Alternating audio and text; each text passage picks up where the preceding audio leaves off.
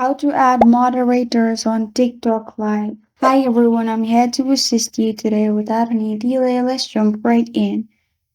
First, open TikTok on your device. Make sure you're logged into your TikTok account. Then click on the plus button at the bottom. After you've clicked on the plus button, you'll find this kind of screen.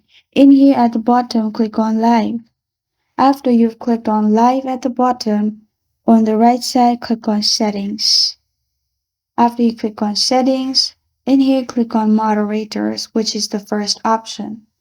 After you've clicked on Moderators, click on the plus sign at the top right corner of your screen in Moderators, which will open this page. You will find your friends list. Press on Add beside the friend's username and they will be added as your moderators. You can also click on the search bar and search for your friends and add them. And this is how to add moderators on TikTok Live.